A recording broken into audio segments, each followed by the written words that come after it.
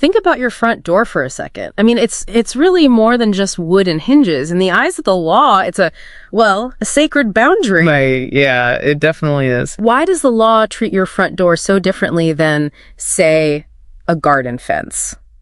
Today, we are starting our exploration into the source material to unpack the legal sanctity of the home, specifically looking at Articles 280 and 281 of the Philippine Revised Penal Code. Exactly. And it's a fascinating area of law because it isn't just about property, it's about the person. Right. These laws are designed to punish unwelcome visits and really preserve that sense of peace you only get at home.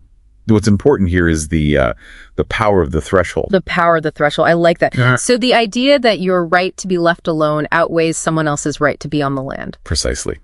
Well, I was looking at the definition of a dwelling in Article 280, and it's surprisingly broad.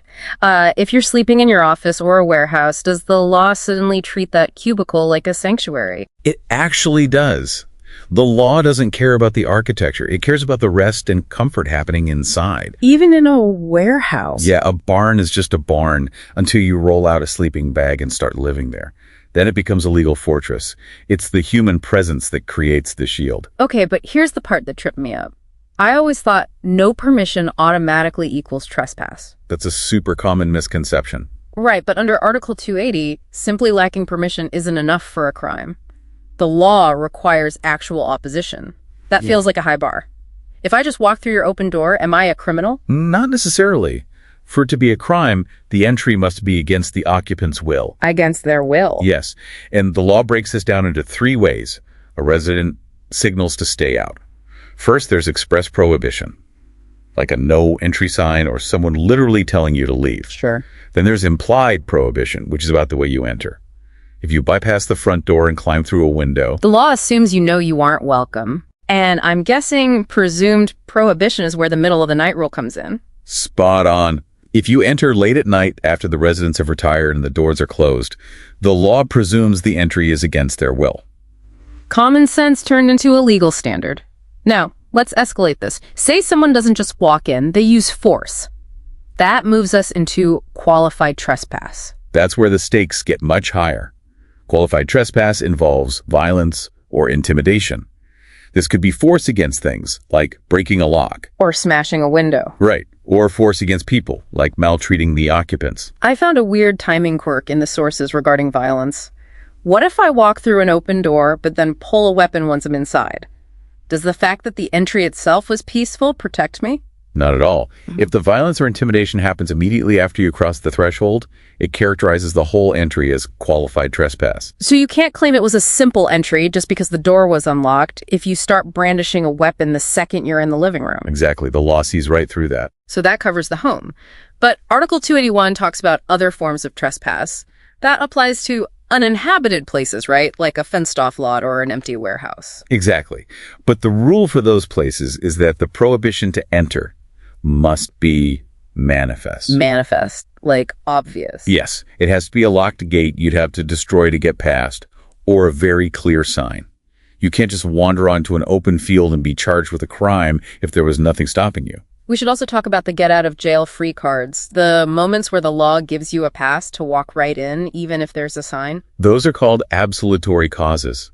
If you see smoke pouring out of your neighbor's window and kick the door down to save their cat, you aren't a criminal. Because the law values life and preventing serious harm over a locked door. Precisely. The same applies if you're rendering a service to humanity or justice, or if you're entering a public house, like a cafe or an inn, while it's open for business. It really comes down to the occupant's will and how the structure is being used. It's a shield for the person living there, regardless of who holds the deed to the property. It really makes you think about the true power of occupancy versus ownership. That actually leads to a final thought for you to mull over. We usually think of a landlord as the one in charge. But under these rules, if a landlord enters a tenant's apartment against their will, that landlord can actually be the one guilty of trespass. Who really owns the space, the person with the deed, or the person with the rest and comfort inside? Something to think about next time you turn your key in the lock. You know that feeling, right? That your home is your castle, your private sanctuary? Well, it turns out that feeling is actually backed up by some very specific and pretty interesting laws. So today, we're going to unlock the legal thinking behind trespass to dwelling. Let's get into it. So let's start with this question, because it gets right to the heart of everything.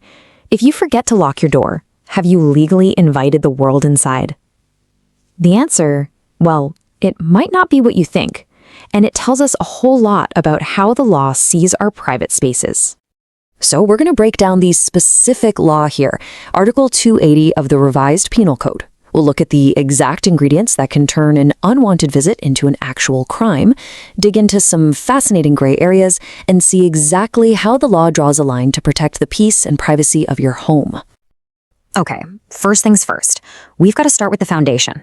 Before we get into any of the dramatic stuff, we need to understand the most basic version of this crime. Simple trespass to dwelling. This is our ground zero for everything else. For a simple trespass to happen, the law says you need these 3 specific ingredients to all be there. First, the person doing it has to be a private citizen, not a public official doing their job. Second, they have to enter what the law calls a dwelling. And third, and this is the really crucial part, that entry has to be against the will of the person who lives there. So what exactly is a dwelling in the eyes of the law? It's not about the architecture, it's all about function. A dwelling is simply a place that's used for rest and comfort. This means a barn could totally become a dwelling if someone starts living in it, and a house could stop being one if it gets converted into just a storage shed. It all comes down to how it's being used. And hey, this isn't just theory. This idea has been tested in court. In the case of People versus Lamahung, the court ruled that a store where the owner also lived was, legally speaking, a dwelling. It really proves the point. If you rest there, if it's your place of comfort, the law is going to protect it like a home. The first 2 elements, a private person and a dwelling, they're usually pretty straightforward. But that third ingredient, against the will, this is where things get really nuanced. This is where we have to look way beyond a simple yes or no. So here's the absolute key, and it comes from a major case, People versus Peralta. The court made a very important distinction. They said a simple lack of permission is not the same thing as prohibition. For it to be a crime, the entry has to be against a prohibition, one that's either said out loud, implied, or just presumed. So just walking into a home where you weren't invited isn't automatically a crime. Okay, so if it's not always spoken, how do you actually prohibit someone from entering? Well, the law recognizes something called implied prohibition. This is where the circumstances themselves just scream, "You're not welcome," even if no one says a single word. And this case is the perfect illustration. People versus Marcial basically established something we all get intuitively. You don't need a sign on your window that says "Do not enter." The act of climbing through a window is all by itself an act against an implied prohibition. The context makes the boundary completely obvious. And building right on top of that idea, we've got another concept, presumed prohibition. In these situations, the law just automatically assumes entry is forbidden because the circumstances make it so abundantly clear. This case, U.S. versus Messina, gives us the classic example. Think about it. If a house is all closed up for the night and the people inside are asleep, the law just presumes that any entry is prohibited. The time of day and the state of the house. They basically create a legal keep out sign. All right, now that we've got a handle on simple trespass, let's look at what happens when things escalate. The law recognizes a much more serious version of this crime called qualified trespass, and it carries a much heavier penalty. The key difference is right here. Qualified trespass is any trespass to a dwelling that's committed using violence or intimidation. The second either of those 2 things enter the picture, the crime gets qualified and becomes a much, much more severe offense. Now, this is a crucial point, and it comes from the case U.S. versus RCO. It's all about timing. The violence or intimidation doesn't have to be used to break in. If someone enters peacefully but then immediately gets violent or threatening, the crime is still bumped up to qualified trespass. Your conduct after you cross the threshold matters just as much. So, what does this actually look like in the real world? Case law gives us some very clear examples. Firing a gun in the air, threatening people with a machete, violently shoving a door open, or even just cutting a simple string that's being used as a latch. All of those things have been considered acts of violence or intimidation that qualify the trespass. Of course, the law isn't totally absolute. There are these very specific and pretty rare situations called absolutory causes, where entering someone's home without their permission is actually not a crime. The law lays out 3 main exceptions. You can legally enter to prevent serious harm. Think about breaking in to save someone from a fire. You can enter to render a service to humanity or justice. And of course, the most common one, you can enter a public place like a cafe or a tavern while it's open for business. So when you put all of these pieces together, the definitions, the case law, the exceptions, a really clear picture starts to form. The ultimate goal of Article 280 isn't just about punishing intruders. It's about upholding and protecting the sanctity, the privacy, and the peace of mind that we all deserve to feel in our own homes. And that leaves us with one last thought. This whole legal framework was built to protect physical spaces, physical thresholds. But as our lives move more and more online, it really makes you wonder, doesn't it? What's the dwelling in the digital world? And what does the law have to say about who can cross that threshold? Something to think about. Imagine a scenario that, quite frankly, feels like the start of a horror movie. Or maybe a really awkward romantic comedy, depending entirely on the lighting. Where the lighting changes everything. It really does. So, it is a Saturday afternoon, it is hot outside, you are walking up to a house, and let us say it belongs to an acquaintance, someone you know.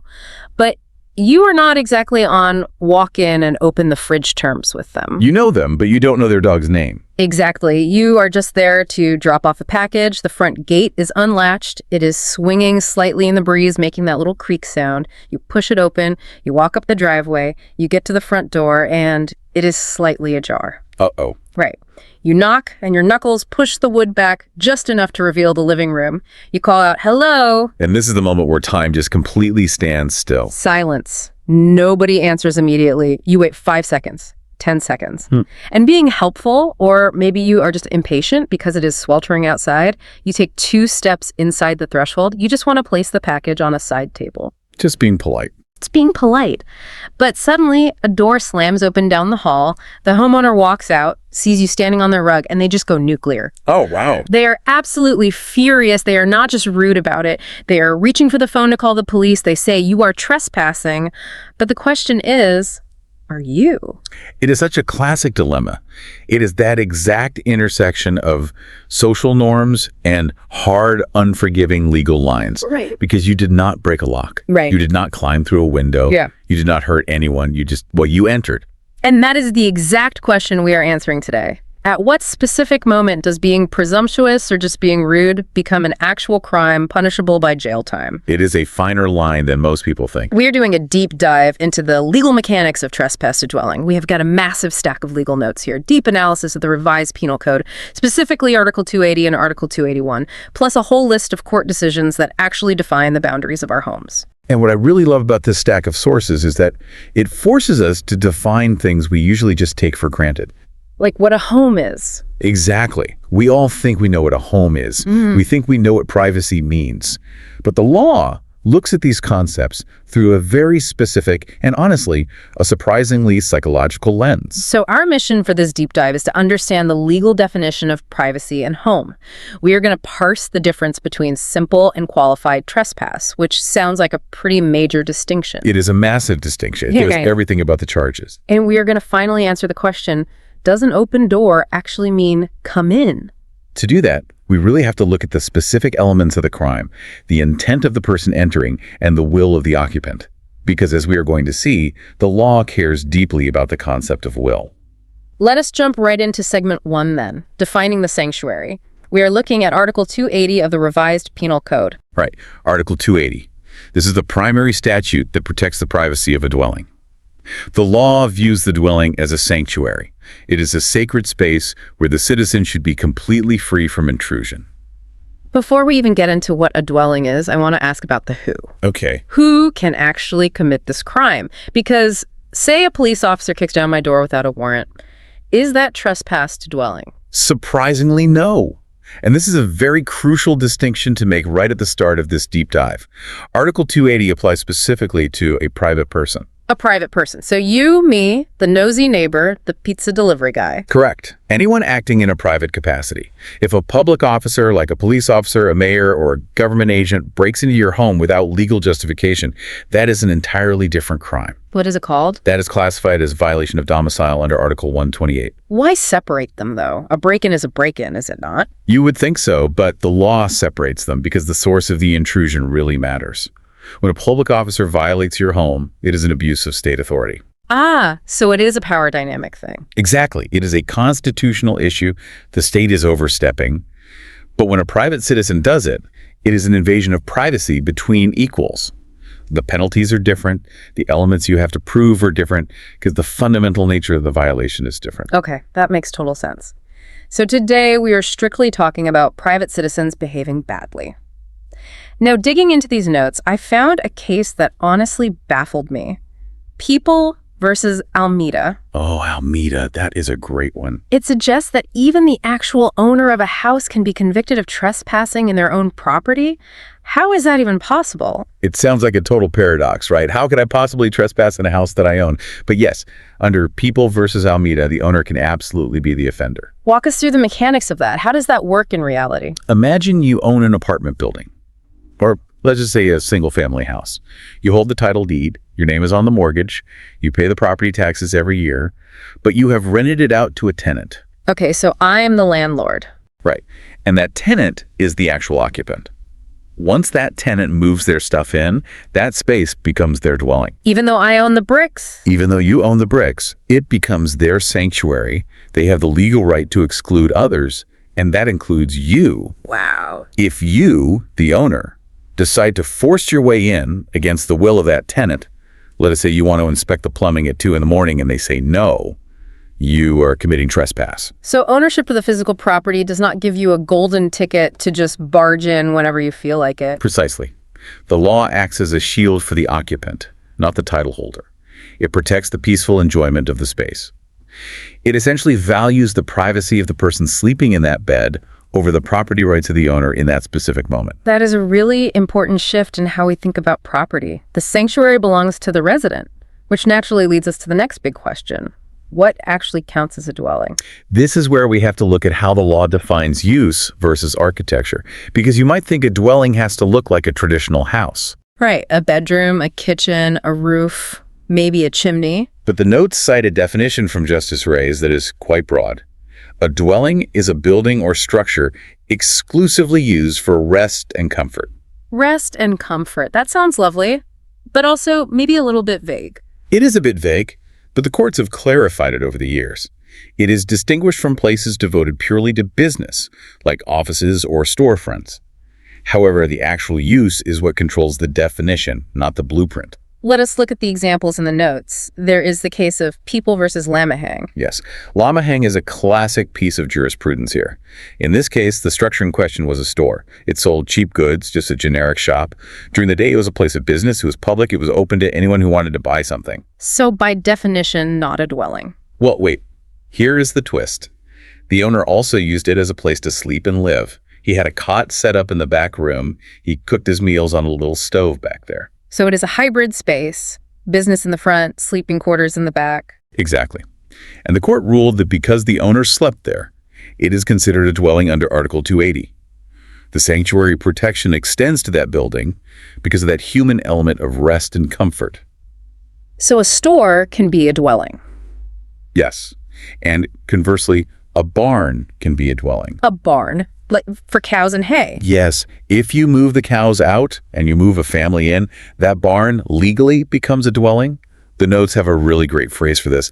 A barn can become a dwelling and a dwelling can become a barn. I love that. It is surprisingly poetic for legal notes. It highlights that the structure itself really does not matter as much as the human activity taking place inside it. Think about it. If you have a beautiful multi-million-dollar mansion, but you empty it out and use it solely to store bales of hay, It loses the protection. it loses the protection of Article 280. It's no longer a dwelling. It is just a very fancy warehouse. What about shared housing? This feels super relevant for a lot of people listening. If I rent a single room in a big house with 4 other roommates, is my room the dwelling or is the whole house the dwelling? That is a very modern problem. And with roommates and boarding houses, the lines definitely get blurry. But we have a specific case for that to look at. U.S. versus Silvano. What happened in Silvano? The accused was a boarder living in the exact same house as the victim. They lived under the same roof, shared the same common areas. But the accused entered the victim's specific private room without permission. I can guess what the defense was. Right. The defense argued, hey, I live in this house too. I pay rent here. I cannot trespass in my own house. Which sounds like a fairly logical, common sense argument. It does. But the court flatly rejected it. They treated the victim's individual room as a separate, distinct dwelling. So if my roommate walks into my bedroom without my permission, that is technically trespass. If all the elements are met, yes. Even inside a shared structure, your specific room, your zone of privacy, is your dwelling. The law acknowledges that privacy can be compartmentalized. You have a legally protected right to exclude even the people you live with from your private sanctuary. Okay, so we have established who can do it, private persons. And we have established where it can happen, anywhere you sleep, whether that is a mansion, a barn, or just a specific rented room. Right. Now let us get to the really messy part, the actual physical entry. This brings us to segment 2, the against the will doctrine. This is the absolute heart of the offense. Article 280 defines simple trespass as mere entry into another person's dwelling against the latter's will. Against the will. This brings me right back to the scenario I opened the deep dive with. The hot afternoon package delivery. Exactly. I walk into the unlocked house. Nobody stops me because nobody is in the front room. Is that technically against their will? No. And this is a very specific nuance that saves a lot of well-meaning, slightly oblivious people from going to jail. The law, specifically outlined in People versus De Peralta, makes a massive distinction between lack of permission and actual prohibition. Okay, let us unpack that. Lack of permission versus prohibition. Lack of permission just means you did not ask. You just walked in. Yeah. The owner did not say yes, come in, but they also did not say no, stay out. They said nothing. Right. Prohibition, on the other hand, means the occupant has clearly indicated they do not want you there. For a simple trespass to occur, the entry must be against the presumed or express prohibition of the occupant. Mere absence of consent is just not enough to make it a crime. So silence does not equal no. Correct. Silence is legally ambiguous here. In the eyes of criminal law, and we're strictly talking criminal law here, civil liability for trespassing might be a totally different conversation. But for a crime to occur under this article, there must be opposition. If the door is unlocked and nobody's there to tell you to leave, you generally have not committed criminal trespass yet. Yet. That is the key word. Right, yet. Yeah. Because if they walk out of the kitchen and say, get out, and you refuse to leave, then the crime begins. But that initial entry into an open, silent house is usually not criminal trespass. Okay, so that is the general rule. But obviously, I cannot just walk into anyone's house whenever I want. That would be complete chaos. How does the law decide when a no is implied? Because surely I do not have to bolt a literal keep out sign to my front door for my house to be considered private. You are exactly right. There are two types of prohibition the law recognizes: express and implied. Express is super easy. I stand at my door, I look you right in the eye, and I say, do not come in. If you push past me after that, that is trespass. Very clear cut, no ambiguity. Implied or presumed prohibition is where the courts have to put on their detective hats and look at the context clues. The sources list several very specific scenarios where the law says, okay, the owner did not say no verbally, but the circumstances absolutely screamed no. Give me a concrete example. Late hours. Let us look at the case of U.S. versus Messina. If you enter a house late at night, after the inmates, meaning the occupants, have retired to bed and closed their doors, prohibition is legally presumed. Inmates. I always forget that in older legal texts that just meant people who live inside a place. Yeah, it throws people off. But yes, in Messina, the court basically said, you cannot stand before a judge and argue, well, nobody was awake to tell me I could not come in at 3 a.m. Because the time of day implies the prohibition. Exactly. The darkness itself is the keep out sign. That feels like solid common sense. If everyone is asleep, you are obviously not invited over for tea. What about how the door is actually secured? You mentioned the unlocked door earlier. This is actually one of my favorite cases in the entire outline because it shows how incredibly symbolic the law can be. We are going back to U.S. versus Silvano. The boarding house case. Right. In this part of the ruling, they looked at the victim's door. The door of the room was fastened, but, and you are going to love this, it was fastened by a simple piece of string. A piece of string, like just looped around a nail? Yes. A piece of string that was far too weak to actually hold the door shut against any real physical force. Anyone could just push it open or snap the string with a gentle tug. And the accused argued what? The accused argued, look, it was not locked. I did not break a deadbolt. I did not pick a padlock. I just pushed the door. And what did the court say about the string? The court held that entering was still trespass. The mere existence of the fastening, no matter how physically flimsy it was, signaled the occupant's desire for privacy. So the string was a symbol of prohibition. Exactly. Breaking that symbol, even if it took zero physical effort, was entering against the will of the occupant. That is fascinating. It is not about the mechanical strength of the lock at all. It is about the message the lock sends. The string says, keep out, just as loudly as a steel deadbolt. It shifts the burden. If there is a barrier, any barrier at all, you are officially on notice. Another form of implied prohibition is your actual mode of entry. The case of People versus Marshall tells us that entering through a window is impliedly prohibited. Even if the window is wide open on a hot day. Generally, yes. The legal logic is that doors are for entering, windows are for looking out of, or for ventilation. If you decide to come through the window, the law presumes you knew you were not welcome. Because you are bypassing the normal checkpoint. Right, you are bypassing the front door where you would normally knock and ask permission. It suggests a clandestine intent. You are sneaking. So late nights, weak little strings, and open windows are all legally recognized keep-out signs. But let us flip it around. What if someone actually invites you in? Does it matter who does the inviting? It matters a lot. The general rule is that all household members are presumed to have the authority to extend an invitation to a guest. Does age matter at all? If my neighbor's toddler waves me inside, am I legally in the clear? Well, a toddler might be pushing the limits of legal agency, but we do have a specific case regarding a minor. U.S. versus Dolfo. What was the age in Dolfo? 12. In this instance, a 12-year-old resident of the house invited the accused inside. Later on, the owner of the house found out and tried to claim the person was trespassing. And the court. The court held that the invitation from the 12-year-old was totally sufficient to justify the entry. So if a 12-year-old says, come on in, you are not trespassing. Right, because you are entering with the explicit permission of a recognized resident. You are not entering against the will of the household, technically speaking. The law assumes a child of that age has enough agency to welcome a guest into the shared space. Now, here's a tricky hypothetical. What if I was actively kicked out yesterday? Suppose I had a massive screaming fight with the owner and they told me to get out and never come back. But today, I want to come back to apologize. The door is unlocked. I walk in. Am I trespassing? That brings us to the good faith argument. The notes mention a citation from a legal scholar named Groizard, referenced in People versus de Peralta. What does Groizard say? It says that if a person was previously denied entrance, they might still legally suppose the objection was lifted if they return later with utmost good faith. Utmost good faith. That sounds incredibly subjective. It is wildly subjective. If you genuinely believe that the anger has cooled off, that you are welcome again, and you enter peacefully just to apologize, you might lack the criminal intent required for a trespass conviction. But listen to me carefully on this. It is a mass risk.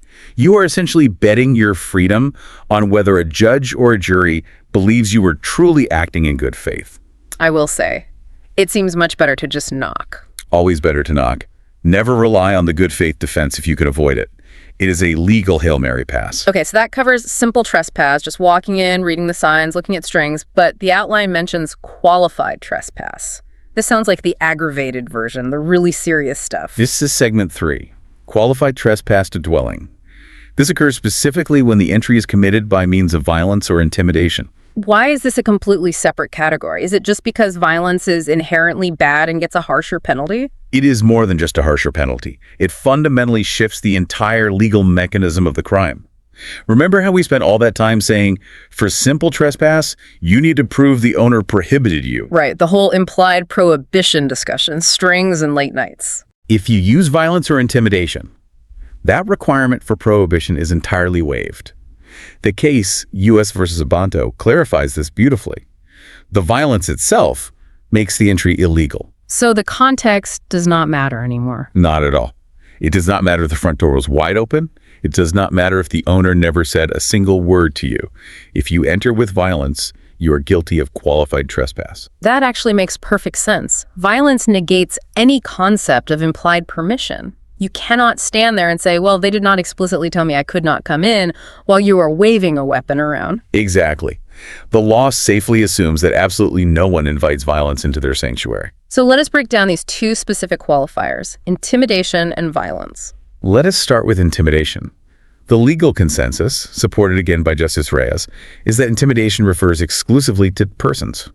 You are scaring the human beings inside to gain entry or to maintain your presence once you are inside. Like pointing a gun at someone. Yes. The case of U.S. versus Austria involved the accused firing a revolver into the air while attempting to force his way into a house. That is a clear, undeniable act of intimidation. Or we could look at U.S. versus Lindio. What happened in Lindio? The accused was flourishing a bolo knife against the inmates. A bolo knife. That is a very vivid, specific image. For anyone who might not know, a bolo is a large cutting tool, very similar to a machete. Highly intimidating. Now, here is a really interesting nuance about the timing of the intimidation. Does the intimidation have to happen before you cross the threshold? I would assume so. You scare them so they let you in. Not necessarily. The law says the intimidation can take place immediately after entrance. In U.S. versus Arceo, the court said the prohibition against violence or intimidation relates not just to the method of passing the threshold, but also to your conduct immediately after you enter. So you can slip in completely quietly, the owner sees you in the hallway, and then you pull out the bolo knife. That still counts as qualified trespass. Yes, absolutely. Because the initial entry and the immediate aggression are seen by the court as one continuous, unbroken act of violating the dwelling's sanctity. You have not just entered the space, you have invaded it. Okay, that is intimidation. Focuses on the people. Yeah. Now let us talk about violence. This is where the notes get a bit contradictory, right? We have this whole things versus persons debate. This is one of those classic legal rabbit holes where the jurisprudence is a bit split. We have conflicting views from different courts. View A says that violence can apply to things. View B says violence must apply to persons. Give me an example of violence against things. Breaking a door latch, or using tools to pry something open. In People versus Tayag, the accused loosened the bars of a door using a bolo and a screwdriver. So actively dismantling the barrier. Right.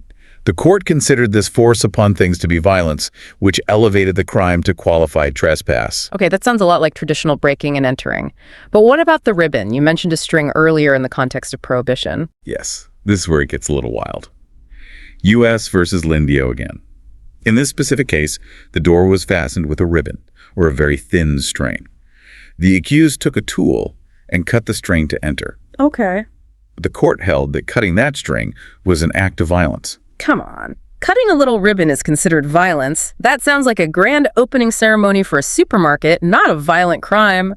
I violently cut this ribbon. It definitely sounds absurd when you phrase it like that, but legally, violence in this very specific context can effectively mean force. If you have to destroy something, even a tiny ribbon, to gain entry, you are using force. You are actively violating the physical integrity of the house's defenses. But then there's the other view, right? View B. Right. On the other side, we have People versus Abeling, which held that violence only refers to persons, not things. So there's some definite ambiguity in the legal history there. How does a regular person navigate that? The safest bet, and the warning to anyone listening, is that if you are breaking stuff to get in, you are in deep trouble. Do not rely on a court deciding you only used force on a thing and not a person. What if you just push the door really, really hard? U.S. versus Per Re covers that. Pushing a door violently is considered force upon things. But in that specific case, the intruder also maltreated the occupants after entering.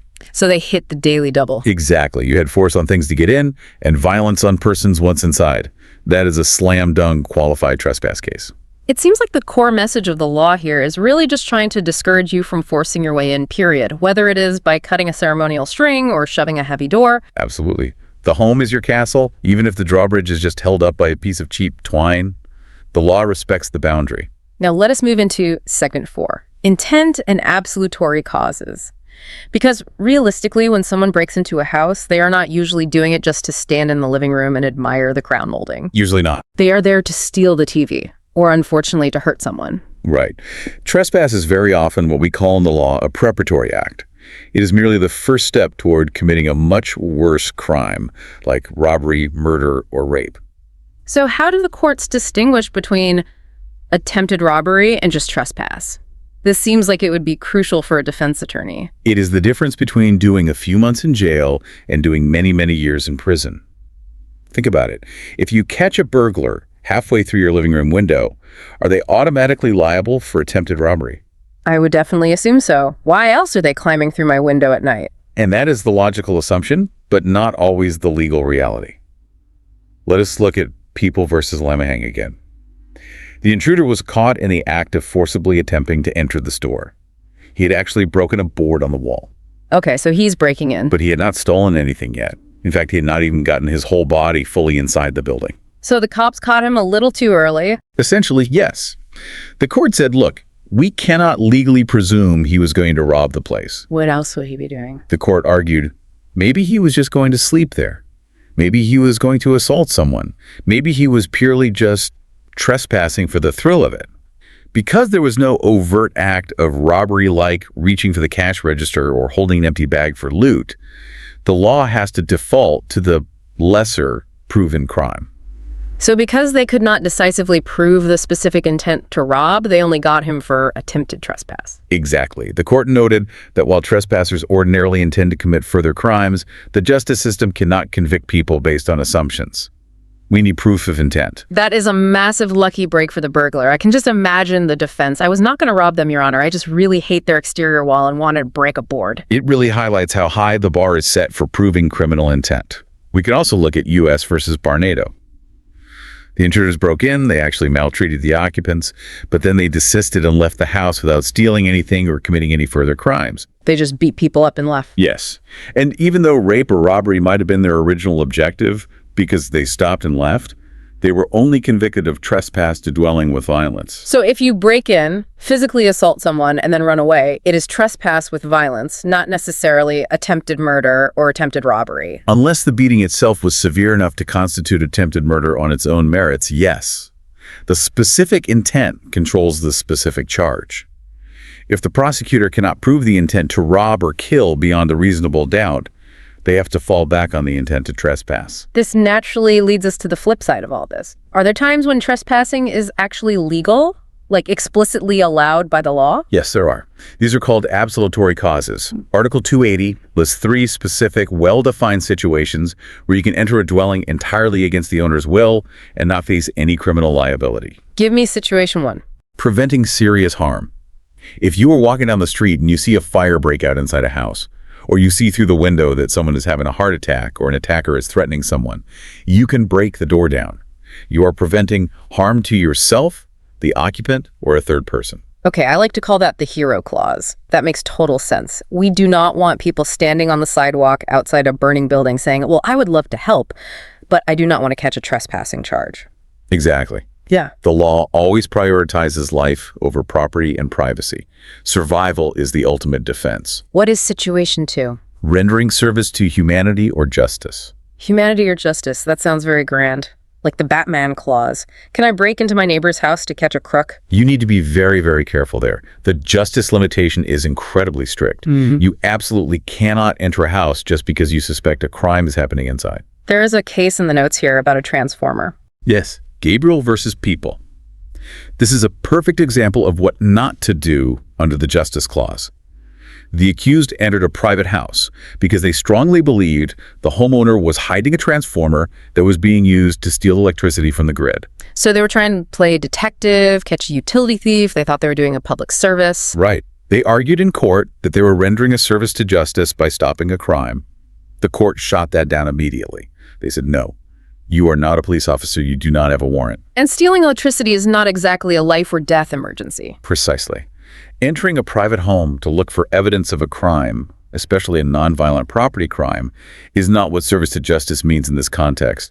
You violated the sanctity of the domicile purely on a hunch. So the takeaway is, leave the detective work to the actual professionals. 100%. Unless someone is actively dying or actively being attacked, do not break into a house for justice. The Justice Clause is really reserved for immediate, undeniable emergencies, not amateur investigations. Got it. And situation 3. This is the most practical, everyday one. Cafes, taverns, inns. If a place is open to the public, you can enter. Even against the owner's will. What if they ban me? Well, if a business is open to the public, the general will of the owner is that people come inside to spend money. However, the owner absolutely retains the right to kick you out. But your initial entry is not trespass because the invitation is broadcast generally to the public. You do not need a specific engraved invitation to walk into a coffee shop. That makes sense. So that wraps up the dwelling part of our deep dive, Article 280. But the notes also heavily cover Article 281, other forms of trespass. This seems to be about places that are explicitly not homes. Correct. This is segment 5. We are moving away from the sanctity of the bedroom and out into closed premises or fenced estates. What is the key difference here? Why does the penal code need an entirely separate law for this? Because the societal expectation of privacy is fundamentally different in an empty dirt lot than it is in your personal bedroom. There are 3 main differences to keep in mind. First, the place must be uninhabited. Uninhabited, so nobody sleeps there. Right. If someone lives there, even in a shack, we're back to Article 280. But if it is an empty warehouse, a fenced empty lot, or an unused garden, it falls under Article 281. Okay, difference number 2. The prohibition must be manifest. Manifest, meaning obvious to anyone looking. Yes. Think no trespassing signs, high barbed wire fences, heavy locked gates.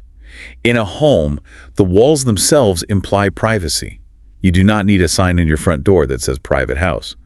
But in an empty field, you need to explicitly mark your territory. So if I own a giant 50-acre field and I do not put a fence around it and you just walk across it? You are just taking a pleasant walk. I cannot charge you with criminal trespass under this article because I did not make my prohibition manifest. But if you put up a fence and a sign and I climb over it? Now you are violating Article 281. And what is the third difference? The standard for proving the crime.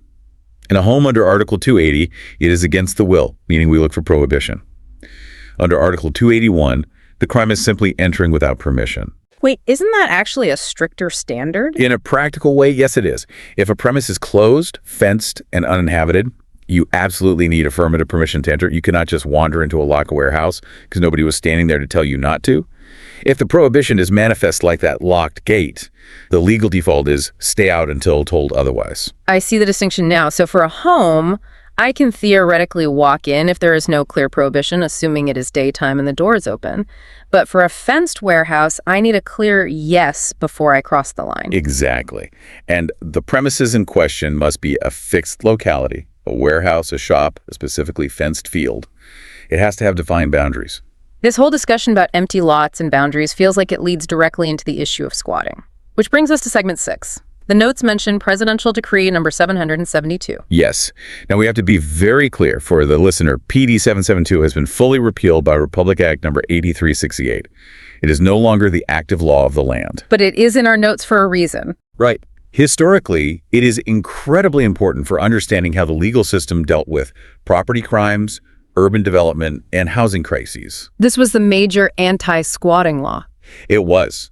It heavily penalized occupying someone else's property against the owner's will for residential or commercial purposes. It involved taking advantage of the owner's absence or tolerance. But it had a very specific, limited scope. It applied primarily to urban communities. Which created what the notes call the agricultural loophole. Correct. We look at People versus Chavez. The court ruled in that case that PD 772 did not apply to pasture lands or public agricultural lands. It was a law specifically designed by the government to stop squatting in crowded residential or commercial urban areas. So if you squatted on a rural farm miles from the city, you were not violating PD 772. You might be violating a dozen other laws, like Republic Act number 947 regarding agricultural lands, but you were not violating that specific anti-squatting decree. It really highlights how the law often differentiates between city problems and rural problems. It is honestly fascinating how specific and contextual these laws get. We have gone from discussing the legal weight of a piece of string on a bedroom door all the way to squatting on a cattle pasture. But it all comes back to the exact same core concept. Boundaries. Where does my right to move freely end and your right to exclude me begin? So let us wrap this deep dive up.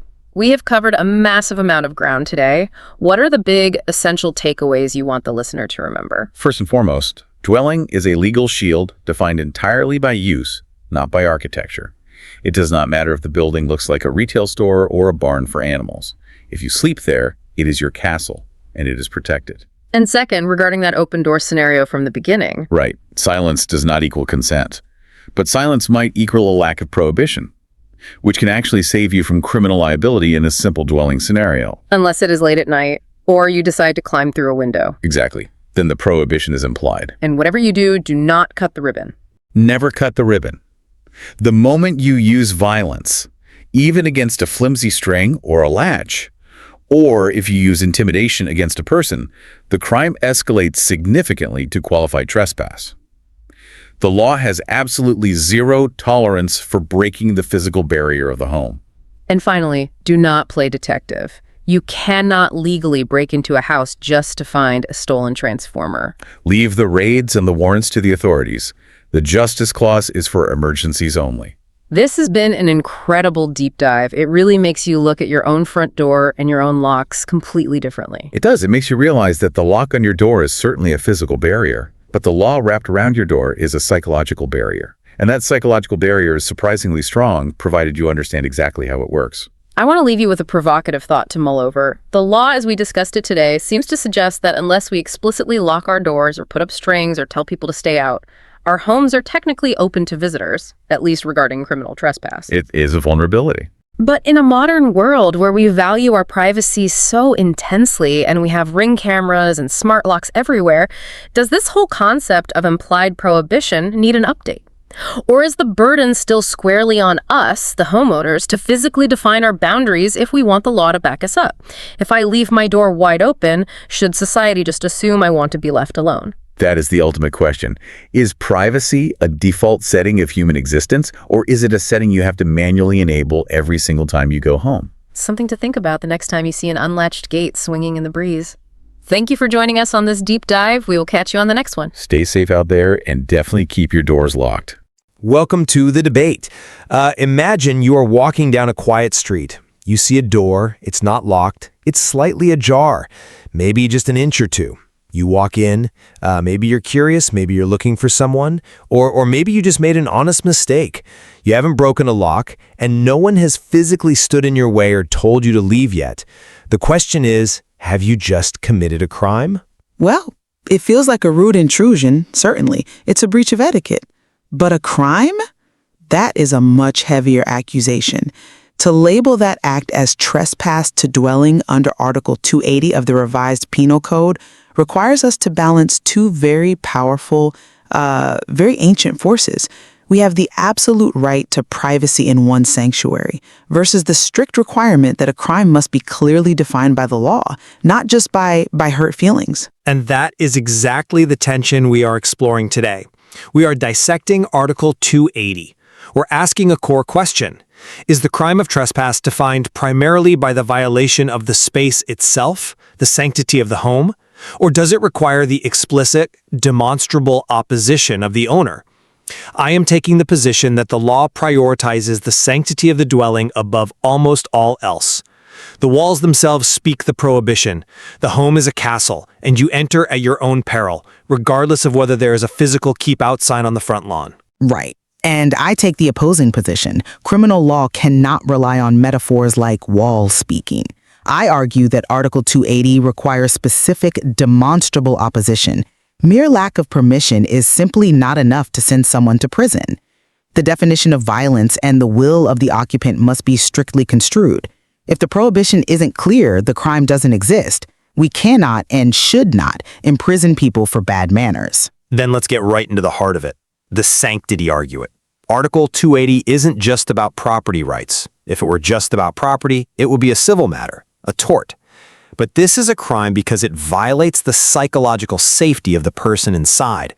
And I think the strongest proof of this is the counterintuitive, almost paradoxical rule found in the case of People versus Almeida. Almeida. That is the case where the owner was actually the intruder, correct? Exactly. It completely flips our usual understanding of property on its head.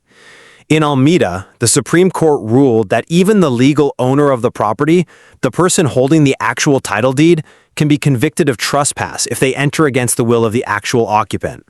Which is a massive insight for anyone listening who might be a landlord. You can own the house. You can pay the taxes on it. But if you rented it out, or if you have a boarder with a legal right to be there, you cannot just barge in. Right. It proves the law protects the dweller, not the deed. It protects the human being sleeping in the bed, not the person who owns the wooden frame of the house. And this concept of a dwelling is incredibly elastic because of that focus on the human element. It relies on the actual use doctrine, which was established in People v. Lamahong. The court doesn't really care if it's a mansion or a shack. In Lamahong, a store was considered a dwelling simply because the owner slept there. I agree with the premise, but there have to be limits to that elasticity.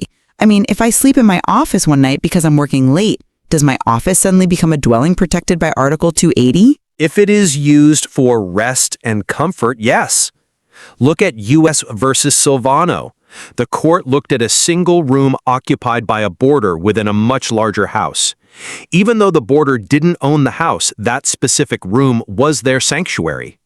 If you use it for rest, the law draws a magic circle around it. My argument is that within that circle, the prohibition to enter doesn't always need to be spoken aloud. The environment creates an implied keep out sign that society is obligated to respect. And that is where I have to step in and stop you. Implied prohibition is a very dangerous standard in criminal law. For the state to deprive a man of his liberty, there must be a clear breach of the will. You can't just assume the will to exclude exists. We really have to look at People versus De Peralta here. The court made a highly critical distinction between a lack of permission and a prohibition. But surely, entering without permission is the very definition of a violation. If I walk into your house without asking, I have inherently violated your space. In a social sense, yes, absolutely. But in a legal sense, no.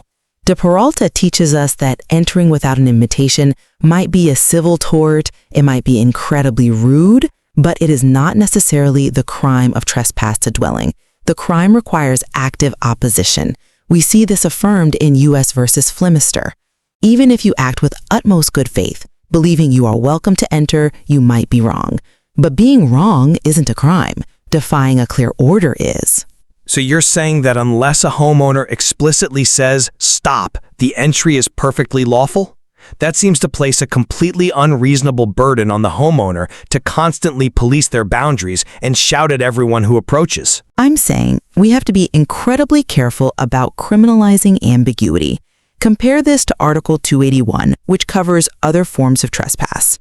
That article covers uninhabited places, warehouses, fenced estates, empty lots. There, the law explicitly requires a manifest prohibition, a sign, a lock, a guard.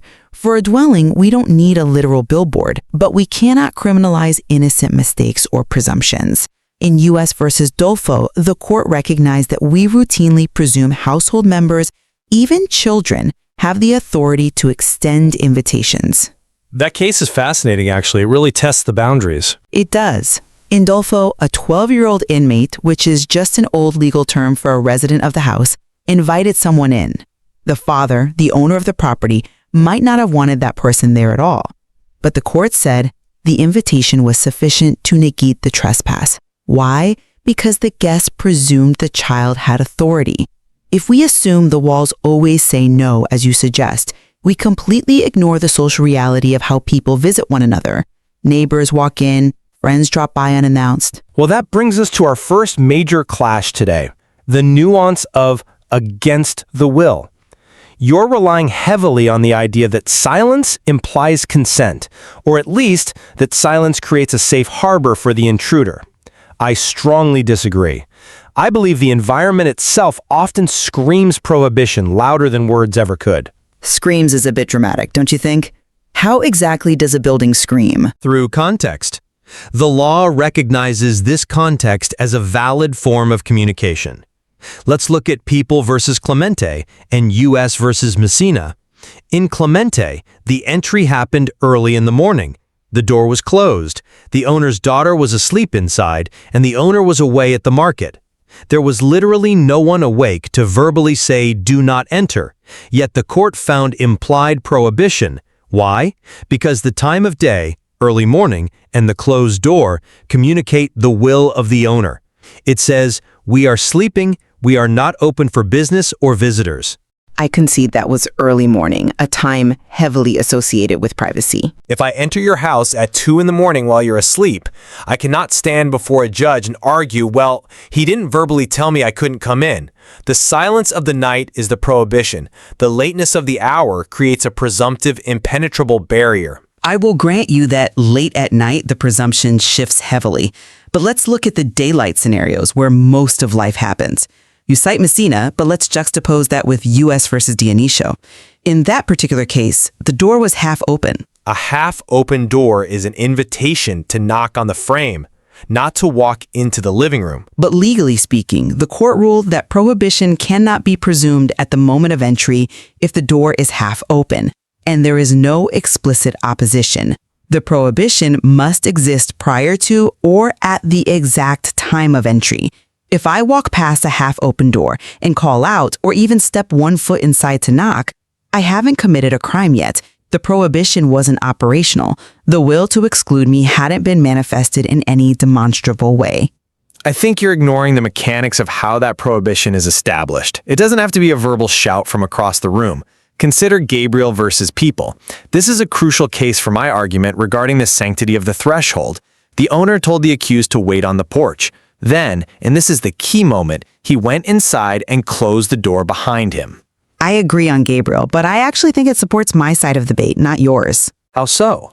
I see the closed door as a definitive, unyielding boundary being set. The owner didn't have to say, "Stay out." He just closed the door. But the act of closing the door was the statement. In Gabriel, the owner took a very specific physical action. He closed the door in the face of the accused. That is a behavioral cue. It is a demonstrable withdrawal of permission. My entire argument is that there must be a demonstration of will. The closing was the prohibition. My concern is when you try to apply that standard to a situation where the owner is asleep or absent, and the door is just sitting there. You mentioned U.S. versus Silvano earlier, where the door was fastened by a piece of string. A string too weak to hold it fast, yes, but the intruder broke it anyway. And that leads us to the second and perhaps most technical area of disagreement today, the definition of violence. This is where the law gets incredibly murky and where the stakes get much higher for the accused, because the penalties increase significantly. I don't think it's murky at all. It's about protecting the enclosure. We have simple trespass and we have qualified trespass. Qualified trespass carries a much higher penalty, specifically because it involves violence or intimidation. Right. But violence against what? In U.S. versus Lindio, the court said cutting a ribbon or a piece of string to unfasten a door was an act of violence. Correct. And I stand by that interpretation entirely. But think about the practical implication of that. We usually reserve the word violence for hitting a person or maybe smashing a window with a brick. If I take a pair of scissors and cut a piece of string, have I really committed a violent crime? Yes, because you have violated the seal of privacy. The violence is against the enclosure that protects the person inside. It's not about the monetary value of the string or the physical force required to cut it. It's about the audacity of the breach. If we don't treat breaking the lock, however flimsy it might be, as violence, we are basically telling people that their security measures don't matter unless they are made of solid steel. We are saying that the poor, who might only be able to afford a string or a simple wooden latch, don't deserve the same legal protection against violent entry as the rich with their heavy deadbolts. That is a very compelling emotional argument, I'll give you that. But legally, it interprets violence incredibly broadly. I contend that the better, more precise interpretation, which is supported by People versus Abeling and People versus Coronel, is that violence in this specific context refers to force upon persons, not things. If I pry open a window with a screwdriver, that is force upon things. It acts as an aggravating circumstance, sure, and it might be property damage, but is it qualified trespass via violence? I say no. I say yes, absolutely. It is violence against the habitation itself. Well, People versus Tayag agrees with you. It says loosening window bars with a bolo is violence. But Coronel holds the exact opposite view. There is a real substantive conflict in the jurisprudence here. In Coronel, the court hesitated to label force upon things as the kind of violence that qualifies trespass. But consider the sheer terror involved for the occupant. If you are sitting in your living room and someone is hacking at your front door with a bolo, a large machete, are you honestly telling me that is not violence, simply because the blade is hitting wood and not human flesh? The psychological impact is identical.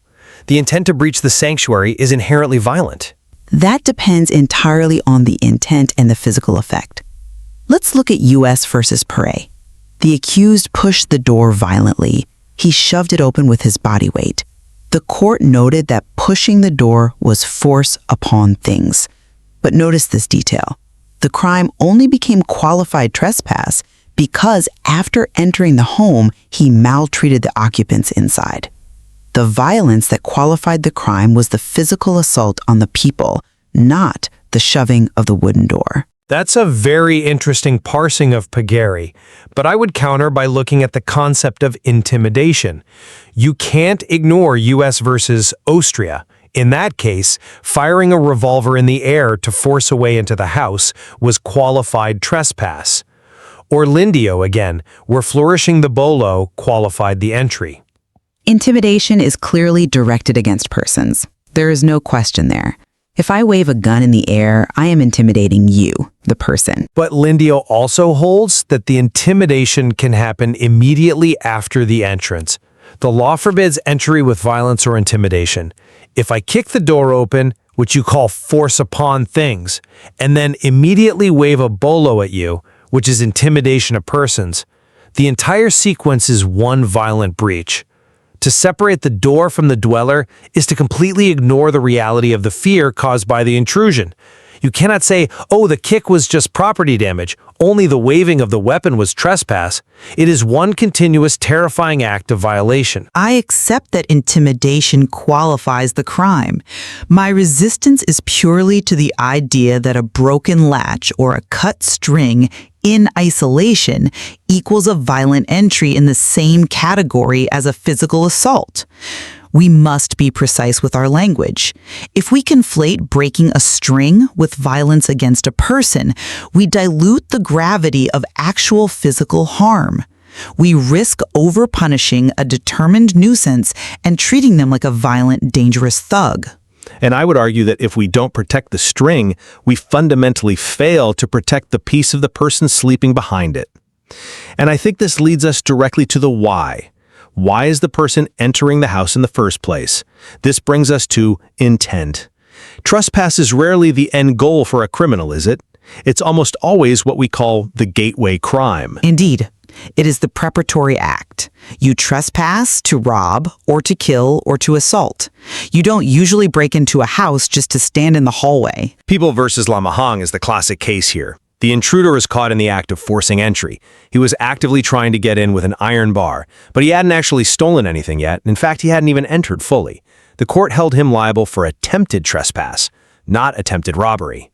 Which is a crucial protection for the rights of the accused. It appropriately limits liability based on evidence, not assumption. It limits liability for robbery, yes, but it firmly cements the liability for trespass. It confirms that the entry itself is the harm the law recognizes when no other ulterior crime can be conclusively proven. It's the legal safety net. If we can't prove you were going to rob the place because you didn't touch the silver, we can at least punish you for violating the sanctity of the home. Exactly. And that limitation is vital for a fair justice system. I cite U.S. versus Barnado to support this. In that case, the original intent may very well have been rape, a truly heinous intent. But the intruders broke in, maltreated the occupants, and then they desisted. They stopped their attack and they left. They were ultimately convicted of trespass with violence, not attempted rape. Right, because the overt act for rape, the actual physical attempt, hadn't legally commenced yet. Precisely. We cannot punish people for intentions locked inside their heads that didn't manifest into overt acts beyond the initial entry. If a perpetrator stops at the threshold of the greater crime, the law must stop at the threshold of the lesser crime.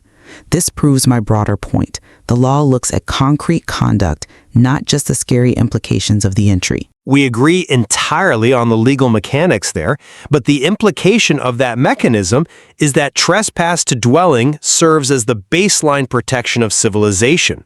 It effectively says, even if you didn't do the terrible thing you planned, you have already done something terrible by destroying my peace of mind. The psychological damage is done the exact moment you cross my threshold against my will. I hear that. However, there are exceptions we must acknowledge. We have to talk about absolutary causes. The law isn't blind to the messy reality of life. Article 280 explicitly allows entry to prevent serious harm or to render service to humanity or justice. I'm glad you brought that up, because rendering service to justice is a very slippery slope. I want to be very clear about this because people often misunderstand their rights here. They think they can play amateur detective. Gabriel versus People, the same case with the closed door we discussed, addressed this directly. The defense argued they entered the house to find a transformer that the owner was using to illegally steal electricity. They claimed they were entering to stop a crime, a service to justice. And the Supreme Court shot that defense down immediately. Correct, and rightly so. Vigilante investigations do not excuse violating the dwelling. You cannot break into my home to gather evidence against me without a warrant and then retroactively call it a service to justice. The privacy of the dwelling completely trumps the neighbor's desire to catch a petty thief. If you suspect a crime, you call the authorities. You don't kick down my door. Unless there is immediate life-threatening danger. If the house is on fire, or someone is actively bleeding out inside, you can and should enter. Yes, that falls under rendering service to humanity. Saving a life is the ultimate exception. But gathering evidence? No. That is strictly for the police, armed with a warrant issued by a judge. I think that is a very fair and necessary restriction. We certainly don't want private citizens playing police officer. However, I want to briefly contrast this incredibly high wall of protection you're building around the concept of the dwelling with how the law handles other types of properties. I think the distinction illuminates exactly why I'm so strict on the definition of prohibition. You're referring to the now repealed Presidential Decree number 772 on squatting? Yes, briefly, as a point of comparison. Squatting required taking advantage of absence or tolerance. It implied that the law usually looks for a specific exploitative state of mind. But more relevantly to our current law, I want to go back to Article 281, other forms of trespass. If I walk into a warehouse or a fenced estate, it is only a crime if the prohibition is manifest. A visible sign, a physical lock, a security card. But a dwelling is fundamentally different. That is my entire foundational point. A warehouse is a place for storing goods. A dwelling is a place for living a life. The standard for protecting a home is, and absolutely should be, orders of magnitude higher than protecting a cow pasture or a commercial warehouse. In Article 281, the legal presumption is, you might be lost. In Article 280, the legal presumption is, you do not belong here. And that is exactly where I worry about the edge cases. We talked about U.S. versus Dulfo earlier. A 12-year-old child invited the person in. If we hold the sanctity view too strictly, we might argue that the 12-year-old didn't have the legal capacity to waive the father's constitutional right to privacy. But the court sensibly said that that invitation was sufficient. Why? Because the guest presumed authority. They acted in accordance with normal social behavior. Dulfo was about a guest acting in genuine good faith. But let's not pretend that most trespass cases litigated in our courts involve misunderstood invitations from children. Most involve late nights, forcibly closed doors, and a profound breach of the peace. The actual use doctrine from Lamahong means that whether it's a sprawling palace or a tiny shack, if someone sleeps there, the law issues a universal keep out command. Keep out is an excellent moral instruction, but trespass is a severe legal conclusion. I insist that for the legal conclusion to apply, the opposition must be demonstrably clear. Silence is not always resistance. A half-open door is not a solid wall. And pushing a wooden plank is simply not the same as hurting a human being. I see why you emphasize that precision so heavily. You want to ensure that the heavy hand of the state doesn't unjustly crush someone who merely misread a subtle social cue. Precisely.